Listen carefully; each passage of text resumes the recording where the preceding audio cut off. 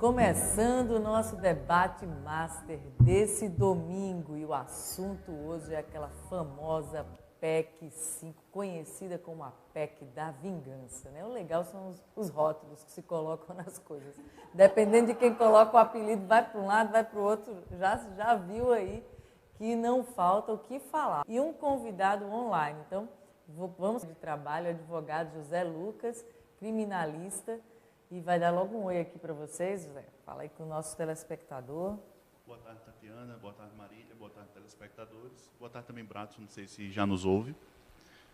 Como Tatiana antecipou, hoje nós vamos tratar da PEC número 05/2021, apelidada de PEC da Vingança, que tem por objetivo... Começar introduzindo tecnicamente esse tema para o nosso telespectador ficar super alinhado desde o início e conseguir contribuir também, pode mandar pergunta para a gente, participar conosco. Agora, Marília Dantas, líder Livres, viu? Uma mulher que eu admiro muito, muito competente, de valores sólidos também, que está aqui no lado. Ela é muito maior do que Livres, do que Presos, do que qualquer coisa aí. Eu já falei para ela e repito, Marília. É uma honra estar aqui, Tatiana. Olá, Lucas.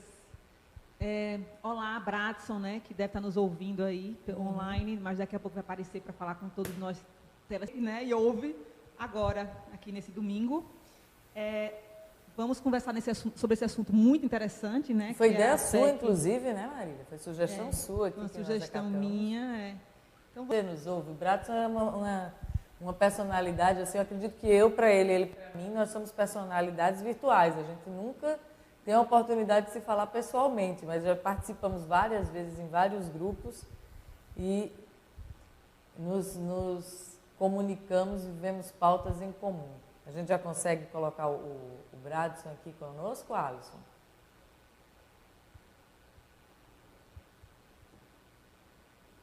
Sei que a gente tá sem conseguir aqui colocar o Bradson conosco ao vivo. Ele falou que está vendo o programa já. O Bradson é paraibano e assumiu recentemente o cargo de Procurador-Geral do Ministério Público de Contas da Paraíba. Inclusive, foi bastante comemorado, porque o Bradson é conhecido pela competência dele, pela seriedade, pelos amigos que nós temos em comum. Eu já sei que ele, por causa da gente ter uma melhor regularização das contas. Enquanto o Bradson não entra, então, vamos começar aqui com o Zé Lucas, fazendo a explicação técnica do assunto, e daqui a pouco... Opa! Estou ouvindo aqui alguma coisa. Não sei se eu espero, não sei se eu passo. Alisson, me diz aí alguma coisa. Continuo com o Zé Lucas, então. Zé Lucas. Pronto, Tatiana. Como nós tínhamos antecipado, que hoje trataremos desse projeto de emenda constitucional número 5/2021, inicialmente nós temos que compreender o que é um projeto de emenda constitucional. O nosso sistema jurídico ele é regido por uma hierarquia. A superioridade hierárquica é da Constituição Federal, e a Constituição Federal, em seu artigo 59 e seguintes, ele vai prever justamente a possibilidade de inovação do sistema jurídico, seja pela produção de novas leis, seja pela revisão de leis já existentes, e, como a própria classificação da nossa Constituição apoia como uma Constituição semirrígida, ela admitirá também a modificação do seu próprio texto, desde que essa modificação obedeça a um rito específico, mais rigoroso do que simplesmente a edição de uma emenda. Ou seja, semirrígida exatamente pela... Eu pensei uma piadinha agora, mas vou falar não. Mas porque ela não é fechada, ela admite modificação. Então, nem é totalmente liberal, assim, livre, muda na hora que quiser, nem impossível de mudar. E o que você está explicando é que os critérios são rigorosos, os critérios formais de alteração da Constituição. E isso fora as cláusulas pétreas, né? Que essas são um novo... Isso, é uma classificação que parte de um doutor português, José Gomes Canotilho, onde ele põe justamente isso, que existem constituições que são super rígidas, então elas não admitem nenhuma modificação, existem constituições flexíveis, que elas podem ser modificadas a todo tempo, sem muito critério, e as semirrígidas, que exigem algum critério. Ao meu ver, é o melhor modelo de modificação constitucional, certo, porque ela permite que o texto da norma ela se adeque às novas realidades sociais, entretanto que isso não seja banalizado. A inovação do sistema jurídico ela é sempre necessária. Em decorrência disso, a gente fica muito dependente de uma maioria de deputados, de votantes, qualificada, né? Bem superior do que outras votações e outras matérias legislativas. Aí, por isso, a nossa amiga Marília está aqui também, porque quando a gente fala em política, a gente está falando dela. Não sei como é que está aí o link com o Bradson, para eu saber. Alisson me deixa sobrando aqui de vez em quando. Então, vamos para Marília. Bora, Marília, sua vez agora. Vamos falar da parte legislativa, ou do que você quiser falar sobre esse assunto. Então, o que é que é... Posso chamar? Oi, Bradson, tudo bom? Agora sim. Não sei se nos ouve aqui. Estou vendo, mas não sei se ele está... Tudo bom? Muito bem. Bradson, a gente já fez aqui uma introdução técnica do que seria essa PEC, o que é uma... Pronto. O que seria uma proposta de PEC, a gente já explicou aqui. Tá? O que é um projeto de emenda constitucional, como é que funciona a nossa Constituição. E aí, falamos que precisa de uma votação qualificada também para que haja essa observância, esse cumprimento desse requisito formal. E aí você fica acompanhando aqui com a gente que a Marília Dantas agora vai falar sobre o aspecto legislativo, político, sobre a visão dela desse assunto, que inclusive foi ideia dela, essa pauta aqui hoje. Então está com ela agora. Você fica aqui com a gente acompanhando, Marília. Tatiana, então, a minha sugestão dessa pauta, né, da PEC número 5, apelidada de PEC da Vingança, ela veio por um assunto muito importante, por uma questão muito importante, que é o fato de que essa PEC ela foi considerada por muitos como uma tentativa de intervenção política no Ministério Público, entendeu? Uhum. Então essa é o grande dilema dessa PEC, né? Ela foi rejeitada no primeiro turno, né? E o que é que significa a PEC da Vingança? Sim. Intervenção política é que essa PEC ela aumenta a quantidade de membros no CNMP, né? E ela, então parece, a Bradson pode até explicar melhor, né? Mas ela passa a ser 17 membros e o Congresso, alguns desses membros, eles são apontados pelo Congresso, então um é apontado pelo Senado, outro é apontado pelo o Congresso, né? O Parlamento, ali o Congresso Nacional, né? Os deputados federais, e aí um outro que é apontado um ano pelo Senado e senadores e outro ano pelos deputados federais, trocando, entendeu? Uma vez um, outra vez outro. Revezando.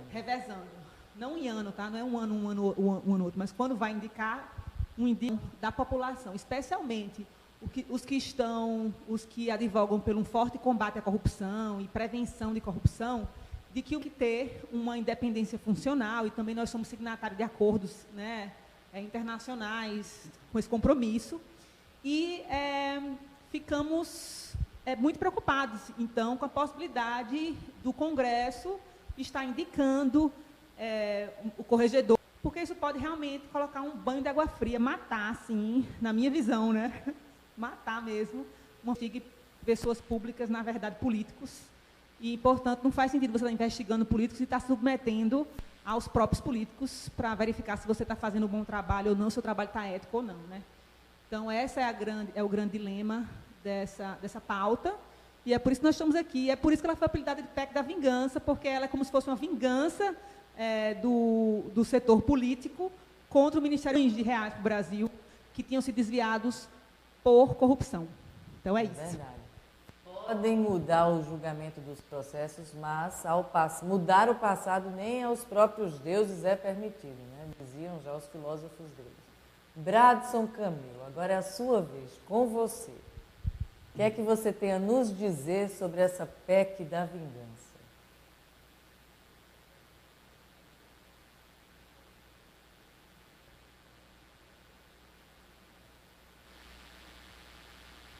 A gente tem um pequeno delay de 15 segundos, mais ou menos. Certo. Então, por isso essa demora. Mas, seguindo a linha que a Marília falou, é importante a gente ter uma discussão muito séria, muito ampla, antes de fazer qualquer alteração legislativa. Imagina se os colegas que são do Ministério Público eles ficam com receio de fazer seu trabalho, de exercer suas funções. É muito mais fácil para um membro do Ministério Público, um promotor, um procurador, engavetar uma denúncia do que... Mas se a gente cria regras de modo a responsabilizá-los excessivamente, isso vai criar um desestímulo para uma correta, para uma adequada comunicação, adequado uso das suas prerrogativas. Então, a existência de um controle é importante. Rediscutir esse controle pode ser adequado, porque talvez em algumas situações esteja havendo algum excesso ou eventual corporativismo, isso precisa ser corrigido, mas sem uma discussão muito feita nos pormenores, pode dar o estímulo errado e isso vai ser péssimo para a sociedade. Como Marília falou, muito da justificativa que os parlamentares dão são justificativas pontuais e eles apontam situações em que talvez tenha exagero e dizem, olha, está vendo? Por isso que precisa essa PEC número 5, do PEC da vingança como sendo uma resposta política à atuação do Ministério Público. Então, essas são as minhas impressões e meu receio de criar um problema ainda maior com esses desestímulos. Muito bem, eu já vejo assim, se apelidaram de PEC da vingança, já se cria aí uma petição de princípio, né, para ser desmanchado, que ela não é da vingança mesmo, já começa a dar um trabalho. Então, para quem vai defender, aliás, quem vai se opor à PEC da vingança, está mais fácil. Para quem está defendendo a PEC da vingança, está mais complicado, porque primeiro tem que ter esse trabalho aí, vai dar 2 trabalhos, né, de desmanchar aí o apelido e realmente conseguir o apoio. Quando a gente vê, está bem errado, que não é para ser, para já ficar contra. Mas eu vou voltar aqui para o Zé Lucas para ver o que ele tem mais aqui de observações para fazer para nós nesse cenário. Zé, com você. Nós estamos tratando tanto da PEC, é importante dizer qual é o estado atual dela. Ela foi rejeitada em primeiro turno. O quórum de aprovação é de 3/5, ou seja, 60%. É bicameral, então são 2 turnos na Câmara dos Deputados e 2 turnos. E talvez o nosso espectador médio ele não tenha essa compreensão exata. Então, os abusos, os eventuais abusos cometidos pelo Poder Judiciário, pelo Ministério Público, até pelo Estado, sempre são recorrentes e são naturais, porque esse exame, então, nós vivemos em sociedade, nós abrimos mão de parte de nossa liberdade para viver em sociedade e nós temos sempre que nos proteger enquanto cidadãos de eventuais abusos praticados pelo Estado. No começo do milênio, pautou-se a Emenda Constitucional 45, de 2004, que é a emenda de reforma do Poder Judiciário. Essa talvez seja a emenda que mais provocou alterações no CNJ, o Conselho Nacional de Justiça. São 2 órgãos que têm sua composição. O CNMP está previsto no artigo 130A, o CNJ, eu não me recordo ao certo, mas eu acredito que seja o artigo 131, 131A, está mais ou menos próximo desse número. E que ele se dedica justamente tanto às funções correcionais, como também a funções administrativas. A existência de ambos os órgãos ela é essencial para que haja sempre esse sistema de pesos e contrapesos, para que o próprio Estado ele possa também, em seus agentes, que também são suscetíveis a falhas, que são suscetíveis tanto a falhas técnicas, como também a serem induzidos a erro ou algo do tipo. E o ponto fundamental desses conselhos são a sua formação. Então, atualmente, a formação do CNMP é de 14 membros. O Procurador-Geral, ele preside o CNMP, ele é cadeira cativa, é obrigatório sua presença. Há ainda 4 membros do Ministério Público da União, que é o ramo do Ministério Público que reúne o Ministério Público Federal, o Ministério Público Militar e o Ministério Público do Trabalho. Há ainda 3 membros do Ministério Público dos Estados. Há ainda 2 juízes, indicados, um pelo Supremo Tribunal Federal e outro pelo Superior Tribunal de Justiça. 2 advogados indicados pelo Conselho Federal da Ordem dos Advogados do Brasil. Inclusive, nós já tivemos representantes paraibanos no CNMP. Isso. E 2 cidadãos de notável saber jurídico e reputação ilibada, indicados, um pela Câmara dos Deputados e um pelo Senado Federal. Então, apesar de enxergar com bons olhos a existência do CNMP e do CNJ como órgãos de controle, essa PEC, de fato, ela passa a modificar, não necessariamente só o número, sabe, mas também até a possibilidade de indicações. Ela retira uma das indicações do Ministério Público da União e repassa para uma indicação que será feita pelo Congresso a cada biênio e de forma intercalada, como Marília bem pontuou, entre Câmara dos Deputados e Senado Federal. Então, de fato, não tem como você dizer que essa PEC ela não põe mais mão ou não põe mais poder. E o corregedor, só para eu lembrar a importância do corregedor, porque, se eu não me engano, é ele quem tem as atitudes disciplinárias. Sabe, isso aí, Bradson, se puder nos esclarecer. Bradson, com você agora. Se puder nos esclarecer, Bradson, a questão do corregedor. Mas é que o corregedor, na verdade, na PEC, eu vou falar aqui, Bradson, aí você como eu terminar, você e aí o Congresso tem que validar o nome, entendeu? E aí, essa questão da validação, obviamente, o Congresso vai validar o corregedor que for mais alinhado aos seus interesses. Então, eu não gosto dessa ideia de...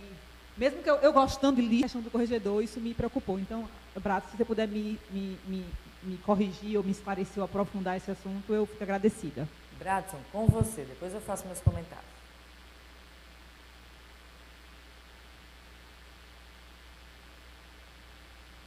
Tá. A questão do corregedor, a diferença é que na PEC original, que acrescentou o 130, ela prevê que o cargo de corregedor vai ser desempenhado exclusivamente por um membro do Ministério Público. Qual a relevância disso? Por que se briga tanto? Não é pela questão do corporativismo, mas porque quem tem vivência de um órgão, ele consegue saber o que é excepcional e o que é normal. É a mesma coisa que se a gente tiver um órgão de controle da advocacia, imagina, Conselho de Ética da OAB, é alguém que não exerce a advocacia, que só a acompanha de fora. É capaz de ter uma visão equivocada dos fatos. Do mesmo jeito em outras áreas, medicina, jornalismo, em tudo.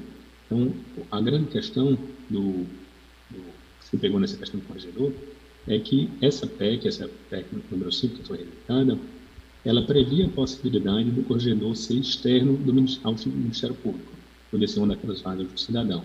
E isso cria um receio de ter ingerência política, de ser alguém que não desestímulo a atividades naturais do Ministério Público. Então, volto a dizer, a questão não é de ausência de controle, o controle é muito bem-vindo, porque a responsabilização faz parte do cargo, mas de não ter um estímulo errado, porque o promotor, o membro do Ministério Público, ele vai regir incentivos. Então, é muito mais fácil, e isso não é bom para a sociedade, ter um promotor inoperante, ter um procurador que não faz nada.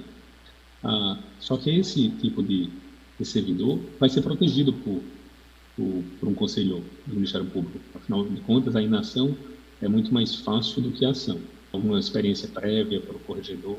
Então, não é uma oposição cega a qualquer alteração do Conselho do Ministério Público. Toda a objeção que foi criada é pela forma como foi apresentada, pela forma como não foi discutida essa questão, foi discutida apenas nos meios políticos, e não pela sociedade, para saber quais seriam os impactos dessa alteração. Então, a questão é muito mais quais são as consequências dessa alteração, seja do corregedor, seja o aumento de participantes, de assentos no Conselho, retirando, inclusive, um especificamente, do Ministério Público da União. Então, esse tipo de receio que cria um desestímulo e cria essa proteção, ela, por um lado, pode ser ruim, porque existem excessos, mas, por outro, ela é necessária para a atuação contra cargos políticos ou contra situações que são popularmente chamadas de bolas divididas. São situações de certo risco de eventual retaliação, e se o Ministério Público não tiver essa segurança, é muito mais fácil sentar e arquivar o processo, engavetar o processo, como se fala informalmente. Então, essa é a questão, a ausência de discussão de quais seriam as consequências de cada uma dessas atuações, dessas alterações. seja do coordenador ou seja do aumento de assentos. Muito bem, Bradson. E eu estava vendo aqui, vendo você falar e ouvindo e pensando aquela velha questão, né? Quem fiscaliza, os fiscalizadores. Aí tem que ser melhor ainda o sistema, tem que tentar fazer de todas as maneiras para interferir, proibir, né, dificultar essa interferência dos fiscalizados que, pela história que vem trazendo aí, infelizmente, precisam sim ficar distantes dessa ferramenta, né, desse poder de fazer intervenções, porque, como Marília lembrou aqui, o dinheiro existiu, foi repatriado. Eu falei, não dá para você dizer que a coisa não aconteceu. Você pode até não conseguir punir dentro do sistema processual, como tem gente aí que chegou para mim e escreveu. O Lula foi inocentado de todos os processos. Eu falei, vamos lá. Né? Imagine que a pessoa morreu, está morta, o outro matou, está filmado, tem um vídeo, mas no processo houve alguma questão em que aquela punição não foi mais possível. Isso não faz com que o fato deixe de acontecer, faz com que o Estado perca o poder de punir. Expliquei assim, a sua capacidade de exigir um cumprimento de pena por parte do condenado, que vira um ex-condenado, e da situação da pessoa ser inocentada. Não tem comparação uma situação com a outra. E quando a gente está falando, o STF se diz dizer, não tem ser humano que consiga explicar os processos do Alexandre de Moraes. Assim, quer dizer, ser humano consegue explicar, mas jurista, do ponto de vista técnico, e explicar com razoabilidade, dentro do nosso ordenamento jurídico, não consegue. Realmente são, não é mais nem jabuticaba, é o tatu em cima do poste. Esse assunto. Mas quem fiscaliza o fiscalizador, né? Então, o Ministério Público está fazendo investigação e quem que vai punir o Ministério Público quando ele tiver excessos na sua atuação? E aí, o que é que eu queria colocar aqui é que o seguinte, é que existem outras formas de fazer essa limitação aí de abuso do Ministério Público, que não seja colocando os investigados para exercer influência no Ministério Público, porque daí você mata o Ministério Público, entendeu? Mas, por exemplo, apresentando denúncias ou pedindo prazo para que qualquer abuso seja, a decisão referente a qualquer abuso seja julgada, que se chama lá no CNMP, é um julgamento ou é outra palavra. Então, Bradson pode até nos colocar aqui, como no CNMP, porque interferência do poder público no seguinte aspecto, interferência dos políticos no CNMP, na verdade, vai atrapalhar o CNMP, né? O CNMP. Então, eu entendo que existem outras formas, você pode colocar denúncias, como eu falei aqui, né? Então, essa é uma questão boa para o Bradson responder, se for possível. Ou se... Porque recentemente a gente viu quem deveria estar dando o exemplo de legalidade, dando a seguinte explicação, olha, mas se era para o procurador-geral fazer, o procurador não fez, aí o juiz foi lá e fez, claro, está certíssimo, né? Não pode ninguém fazer. Olha a loucura, né? Isso é aquela situação que pode até parecer lógico e racional para o leigo, mas esse mapinha aí não tem nada a ver com o terreno, né? Essa justificativa ela não tem nenhum enquadramento em nada do que está programado, prescrito nas nossas normas. Zé Lucas. Assim, a discussão está tomando agora muitos outros pontos que vão até além da própria PEC. Mas um ponto que eu gostaria de ressaltar, até aproveitando parte da fala de Marília, quando ela se mostra muito preocupada com como é essa interferência do Senado e tal. Então, assim, as indicações, via de regra, elas sempre passam pelo Senado. Inclusive agora, no mês de agosto, nós tivemos um procurador da República de carreira do Ministério Público Federal lotado na Procuradoria da Paraíba, Antônio Adilho Teixeira, que foi sabatinado no Senado. A indicação ela não partiu do Senado, a indicação ela partiu de dentro do Ministério Público Federal. Ele entra como representante do artigo 130A, inciso 2, 4 membros do Ministério Público da União, porque ele é membro do Ministério Público Federal. Entretanto, a sabatina se dá na CCJ do Senado, assim como a indicação do Procurador-Geral da República, de ministro do Superior Tribunal de Justiça, do Supremo Tribunal Federal, etc. De fato, hoje, dos 14 membros, apenas 2 são indicados pelo Senado Federal e pela Câmara dos Deputados, né, uma indicação alternada.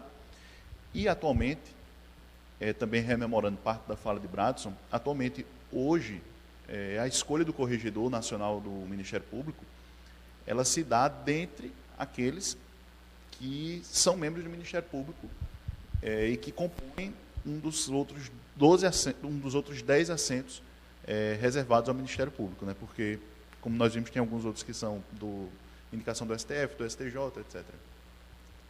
E essa PEC, de fato, ela causa mais um malefício, que é a indicação de um corregedor que não seja um profissional da carreira do Ministério Público, também compactua dessa mesma visão. E aproveitando para encerrar um outro trecho da fala de Marília, que quem é que vai fiscalizar os fiscalizadores? Não há outras formas de se intentar contra esses eventuais abusos? E sim, se nós sempre nos perguntarmos quem fiscalizar os fiscalizadores, nós chegaremos em uma digressão infinita. Porque quem é que vai fiscalizar o CNMP? A gente mesmo, né? Porque a gente que elege os deputados que estão... A gente que elege quem vai fiscalizar o CNMP? Então vamos criar um novo órgão de fiscalização. Então esse novo órgão de fiscalização ele vai ser fiscalizado? Isso daí vai ser uma digressão infinita. Mas existem ferramentas efetivas para a utilização. E aí eu tenho que fazer uma meia-culpa, porque eu fui convidado como advogado e muitas vezes na nossa prática jurídica nós advogados não o fazemos. Mas, por exemplo, o CNMP ele tem um instrumento que eu acredito que é valiosíssimo, que é o RIEP, a representação por inércia ou excesso de prazo. Quando os inquéritos, quando um determinado profissional do Ministério Público ele está ali usando a palavra rotineiramente utilizada, ele sentou em cima do processo, o processo não anda por uma voluntariedade desse membro do Ministério Público. Você pode provocar o CNMP através desse RIEP, uma representação por inércia ou excesso de prazo. Como também você pode provocar o CNJ em diversas funções. E nós estamos acreditados que esse ano nós tivemos uma representação que foi frutífera. Em meio à pandemia, audiências presenciais suspensas, o Tribunal de Justiça da Paraíba, aquele primeiro exame de cabimento ou não da prisão, de eventual relaxamento, etc. E para que o Tribunal de Justiça fosse obrigado a realizar essas audiências de custódia, 2 advogados paraibanos, Raoni Vita e Aécio Farias, eles tiveram que entrar no CNJ para pleitear isso. E só depois dessa representação do CNJ, que o CNJ liminarmente determinou que se realizasse essas audiências, é que o Tribunal de Justiça teve que fazer uma acomodação para que se viabilizasse a realização, ainda que virtual, de audiências de custódia.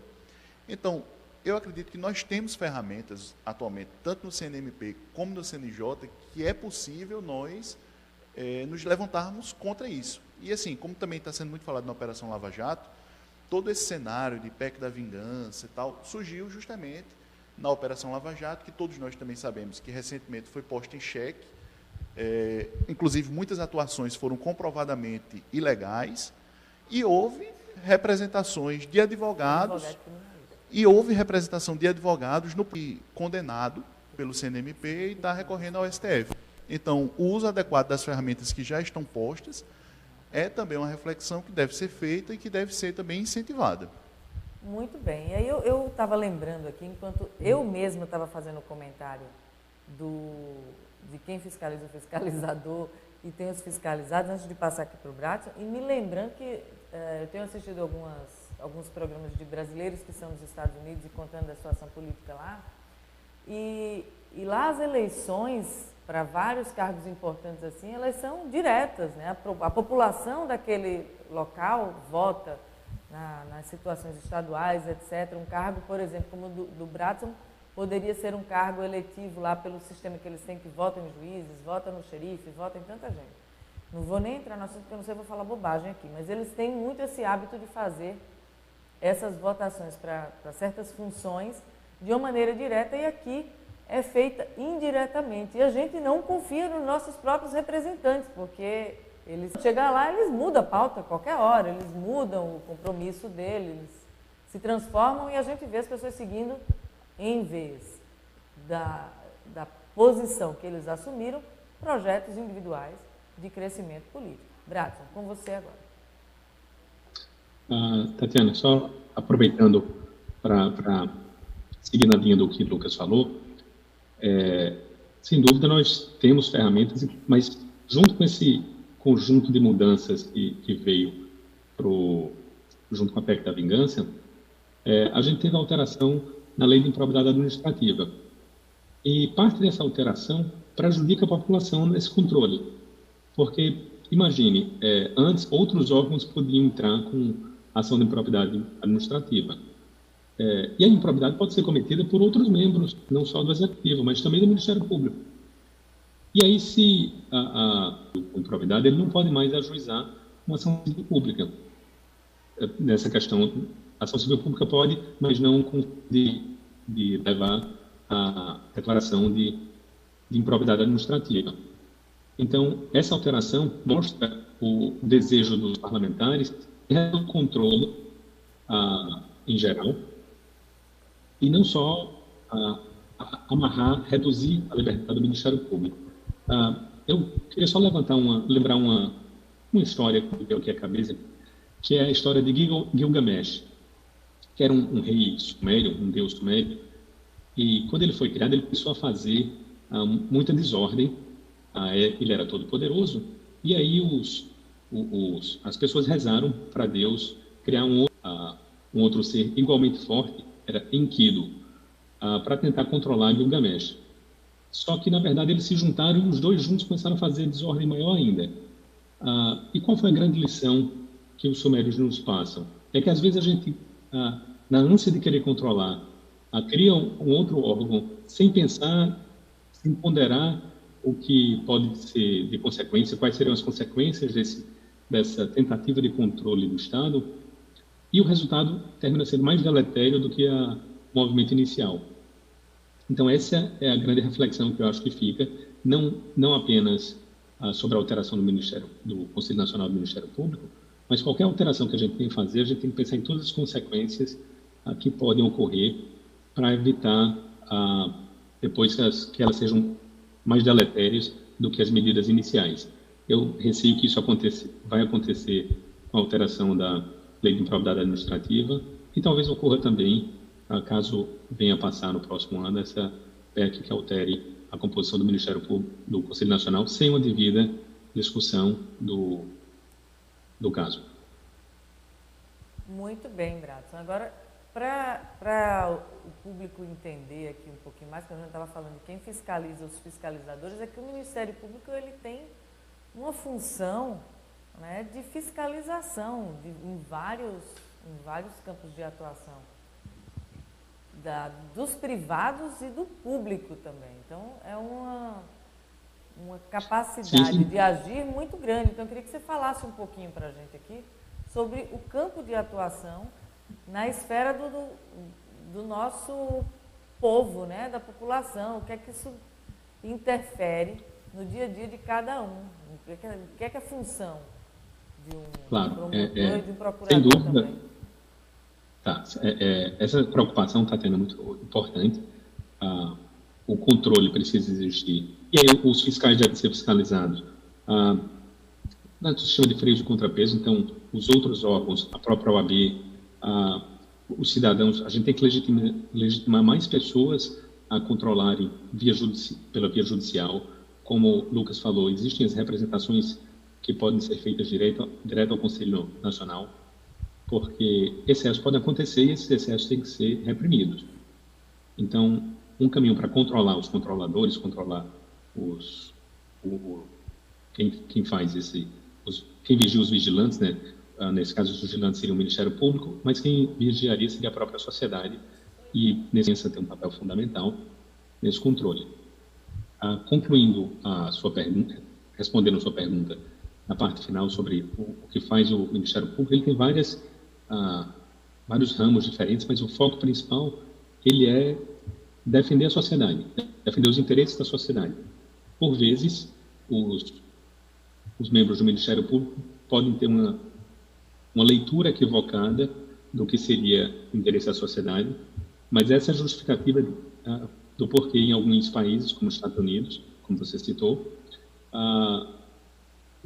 esses cargos serem eleitos pela população diretamente, já que o objetivo é defender a população. Muito bem. Agora, na pandemia, ficou muito claro isso, né? Quando a gente tinha posicionamentos do Ministério Público que levavam para um tipo de entendimento, de direcionamento, apoiando ou desaprovando atos do Executivo, por exemplo, e a população reclamando, se revoltando. E não foi só aqui. A verdade estava bem dividida. Na verdade, às vezes quem grita mais parece que tem mais gente, né, pedindo aquilo dali, porque gritou, né, porque é maior a quantidade. Quando está na democracia, a gente pode dizer que é uma resposta de maioria, se é uma resposta que vem por meio de uma democracia. Mas se é a melhor, se não é a melhor, a gente não sabe. Mas aquela história, né, que a democracia é o pior de democracia, abrir mão disso, apesar de que se diz que aqui não temos realmente uma democracia, uma pseudo-democracia. Tanto assunto que se a gente fosse entrar aqui e falar, enquanto eu estava falando aí, eu estava pensando também, mas já vou abrir aqui novamente para os nossos convidados. Maria. Então é isso, né? Eu queria, assim, falar, Ministério Público forte. Isso não quer dizer que o Ministério Público não tenha falhas, mas que as falhas possam ser direcionadas através de denúncias, mas que não seja direcionada por quem o Ministério Público tem um papel fundamental de fiscalizar. É isso que eu queria falar, porque senão ele perde independência e o nosso combate à corrupção, ou prevenção à corrupção, porque o combate à corrupção ele gera uma prevenção, ele fica acabado, né? E o Brasil é, sim, um país com muita corrupção, gente. É um país com muita corrupção. Então, nós precisamos tentar sair dessa situação, né? Por isso que eu sou... Quebrar esse ciclo de corrupção, que é muito difícil, é uma questão cultural. É uma engrenagem muito forte, porque essa questão de que existe um establishment, é verdade, tem mesmo. E o sistema, esse establishment, ele fica passando leis, ele fica se estruturando, se organizando para manter quem está lá no poder, para manter quem está lá com muito recurso, para poder... seja legal, ou seja... Porque tem muita coisa que é legal, mas é imoral, né? Mas seja legal ou não, para poder conseguir ganhar através do voto os seus cargos e seus lugares de poder, e aí ficam trocando voto por recurso, e aí falando apenas o mínimo para poder as pessoas continuarem votando. Então, assim, é um establishment que é muito difícil da gente vencer, mas a gente precisa ter pessoas comprometidas em estar tentando, vencendo, em estar lutando contra esse establishment, que é o melhor para o país. E se você matar o Ministério Público, tirar a independência dele, funcionalmente, em um Ministério Público forte. Muito bem. Quando a gente vê movimentos assim, não vou nem entrar nesse aspecto, mas a gente estava falando aqui, baixinho, cochichando, a questão do Moro e do Dallagnol. Não vou nem falar só do Dallagnol, mas foi com o Moro que começou essa situação e tentou-se até passar essa restrição aí das pessoas poderem concorrer, porque o sistema de freios e contrapesos, como o Bradson lembrou aqui algumas vezes, né, ele é feito exatamente para que não interfira inadequadamente um poder, né, e assim, o poder não vai lá sozinho, eu sou o poder, eu vou interferir. Isso é por meio dos seres humaninhos que estão lá fazendo suas bobagens, para não dizer outra palavra, né? Com as mentes deles egoístas, humanas, falhas, cheias de vícios e alguns com virtudes. A gente cata, sim, as virtudes para poder elogiar. Infelizmente, mas aí tem essa ideia, né, dessa repartição dos poderes para que não haja essa interferência, e quando você vê personagens que estariam em um universo ou em outro, buscando fazer essa passagem. E aí vem a dúvida, né? Quando foi que mentalmente, no seu subjetivo, né? Será que ele tem esse conhecimento, ele tem a ilusão da introspecção? Quando é que mentalmente o estado de capacidade dele de independência, como a gente falou aqui também, estava ativo? E, para geral, Moro, Dallagnol, assim, sem ser especificamente um ou outro, mas que levanta essa lebre, né? Dessa questão de até quando até que ponto ele estava sendo imparcial e deixou de ser parcial, por exemplo. Isso aí, na verdade, é um outro dia, porque eu sou uma defensora da Lava Jato. Eu sou uma defensora da Lava Jato. Então, a gente pode... Porque se a gente for entrar agora em Moro e Dallagnol, vai ser outra neles dois. É outra conversa. Também aqui, eu falo, poxa, não entra aí, porque senão eu vou entrar para defender, vai ser 1 hora só nisso. Exatamente. Então, passa para outro. Foi exatamente isso que eu disse. No momento, esse não é pauta do assunto. Por isso que eu não vou entrar para defender ou para me posicionar. Exatamente. Mas depois a gente fala. Hein? Depois a gente vai falar da Lava Jato. Lucas. Eu entendo, de fato, a necessidade de um Ministério Público forte. Eu defendo também isso. Eu acredito que o Ministério Público ele tem que ser forte, ele tem que ser independente. Isso é um mandamento constitucional. Isso nós também não podemos fechar os olhos. De 88 para cá, houve essa evolução. Então, nós temos hoje cada vez menos casos de interferência política em processos, ainda que isso ocorra em alguns momentos, mas nós temos cada vez menos isso.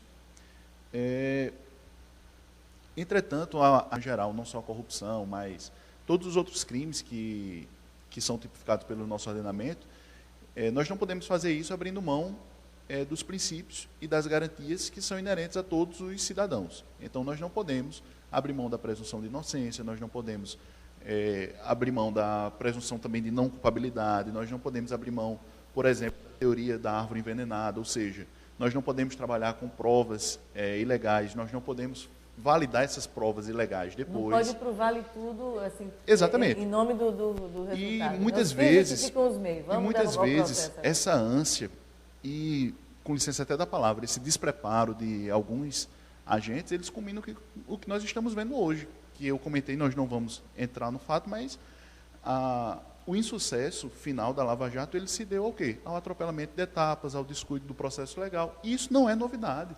Nós já tivemos várias outras operações que, ao invés de terem servido de exemplo nesses futuros casos de nulidades, de ilegalidades e de absolvições, ele simplesmente foi ignorado nessa ânsia que talvez tenha até sido um motor muito maior, como, por exemplo, a Operação Castelo de Areia.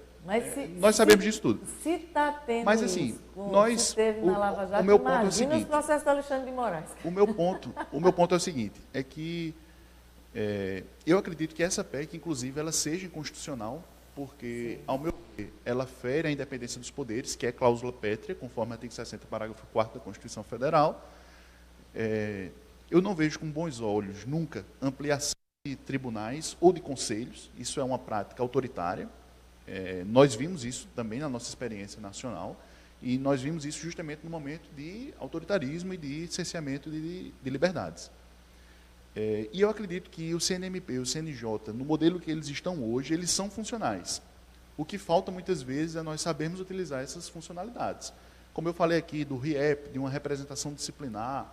Então, se você tem a suspeita que, em determinado caso do seu cliente, tem uma predisposição, eu sei que isso é muito difícil porque você está assumindo uma briga institucional. Você, muitas vezes, está sendo um advogado, um profissional liberal contra uma instituição, e se for aquela que você atende de prazo, etc. Muito bem. Bradson, a gente vai encerrar agora esse ciclo com você, e aí, quando você terminar de fazer os seus comentários sobre o que nós falamos, já pode se despedir. Bem, Tatiana, eu concordo com o que o Lucas falou, da importância do controle, e que já existem essas ferramentas de controle. Existem excessos, não sei especificamente se foi o caso da Lava Jato, eu acredito, pelo que eu venho acompanhando, não vi todo o processo, então não sei detalhes, mas pelo que eu vi, acredito que foi muito mais o que fulminou a Lava Jato. As pressões políticas começaram a ter mais espaço e a ter mais eco no cenário político e no cenário jurídico-político, em especial o STF, mas não vou entrar em detalhes porque eu não conheço o processo, mas essa é a minha impressão. Por vezes, assim como em qualquer instituição, podem acontecer excessos, às vezes na ânsia de fazer o certo, é possível que se tenham cometido excessos, e todas as garantias já devem ser respeitadas. Se eventualmente, pontualmente, em algum processo, em alguma situação, não for respeitada, sem dúvida que deve ser, que o processo deve ser extinto, deve ser resolvido, saneado adequadamente, e se houver dolo ou uma culpa grave do membro do Ministério Público, deve ser punido também.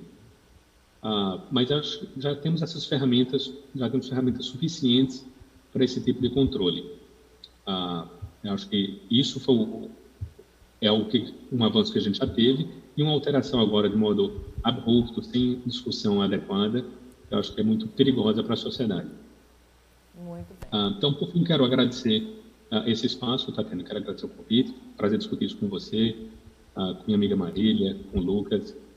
É um tema muito importante para a sociedade, a gente não pode abrir mão, como Marília disse, de instituições fortes, instituições que defendem a sociedade, seja o Ministério Público, sejam os órgãos de controle no geral, a OAB.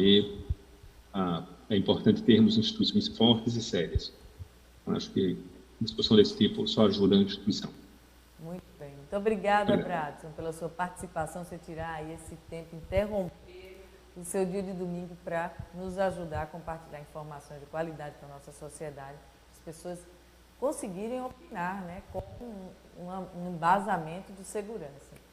Marília, com você agora, suas considerações e despedidas. Né? Só falar aqui uma coisa, a OAB Nacional faz vergonha, viu? Está fazendo muito, mas não está fazendo nada. Mas na atual situação que está lá, eu acredito que ela mais ajuda quando não atrapalha, Kéfera. Então, é o momento de me despedir, né, Tati? É verdade, Lívia. Então, pessoal, Bradson, prazer, viu, sempre lhe escutar. Lucas, prazer. Tati, muito obrigada pelo convite, me receber aqui. TV Master, obrigada também pelo espaço que vocês me concedem. Telespectadores, obrigada pela atenção. Sempre um prazer estar aqui.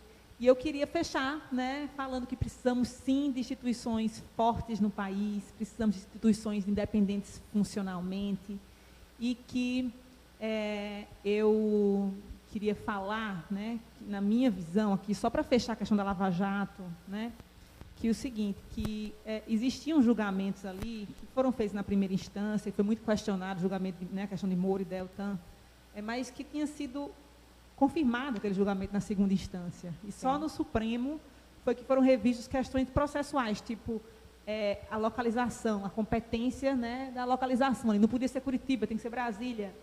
Então, é o seguinte, isso é uma coisa assim, que, na minha visão, eu fico, gente, eles pararam de se preocupar com a confirmação do crime, né, se ocorreu ou não, e vieram para o processo já na última instância. Assim. Então, eu acho que foi pegado sério demais, assim, muito pesado na Lava Jato. Para mim, foi mais interferência política, sabe? Foi uma questão política do que olhar mesmo o problema mesmo do que aconteceu, da repatriação de recursos, né? Dos crimes que estavam acontecendo ali. Foi uma vingança também ali, esse desmonte da Lava Jato. Então, assim, na minha visão, tá? Eu também não sou uma especialista na Lava Jato, eu acompanho assim por cima, mas essa sensação que eu tenho no Brasil, num país que é tão corrupto, que é tanta gente envolvida com corrupção, que quando você vai conversar com os políticos, você sabe os esquemas que eles estão envolvidos, quem que não está envolvido são poucos, você sabe também quem são. Então, assim, a gente precisa tomar muito cuidado para a gente depois não viver num país, porque existem países, Tatiana, que você sabe que a corrupção é muito endêmica e todo mundo lá, né, se corrompe. Então, assim, eu queria só que a gente não fosse para isso. Então, essa é minha mensagem de esperança. Boa tarde, todo mundo. Um beijo. Mas se deixar falar de Lava Jato, deixar eu falo. José Lucas, suas considerações e despedidas. Eu me despeço agradecendo a Tatiana mais uma vez pela oportunidade de abrir as portas da TV Master, a quem eu também agradeço pela oportunidade de sempre vir aqui participar dos debates, a Marília e a Bradson pela qualidade do debate. Eu acredito que nós expusemos bem o tema para o telespectador, essa é a principal função da mídia, de expor o tema, e também me redimir da gafe que cometi no início, na minha apresentação, quando deveria ter parabenizado o Bradson pela recente nomeação ao cargo de procurador-chefe do Ministério Público de Contas na Paraíba. E é uma nomeação também que me inspira de esperança, porque apesar de não conhecer pessoalmente tanto, mas tenho ótimas referências do professor Marcílio Franca, que é de fato um dos quadros do Ministério Público que deve ser exaltados e que não fomentará nunca esse tipo de discussão. Muito bem. Eu, como já tinha parabenizado nos grupos e comecei também, não sei nem se ele estava ouvindo no começo do programa, na apresentação, mas vai aqui novamente, parabéns, Bradson. Nossas esperanças estão renovadas em você. E vocês que ficaram nos acompanhando até agora, encaminhem o link para as pessoas que estão aí querendo saber um pouquinho mais desse tema, e para quem não está querendo também, porque pelo menos entende um pouquinho do que está acontecendo. E a gente se encontra aqui no próximo Debate Master. Até mais.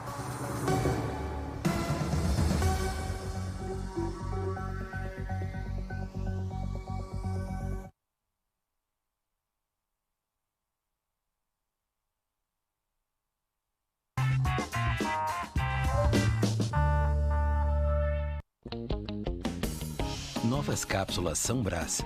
Todo mundo que adora café vai amar essa novidade. O aroma e o sabor do melhor café expresso, agora na sua casa e em todo lugar.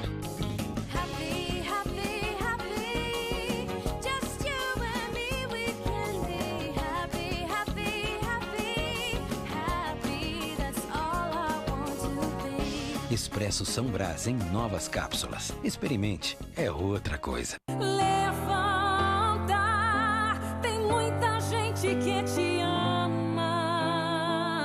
Deus mandou te dizer. 104,5 FM.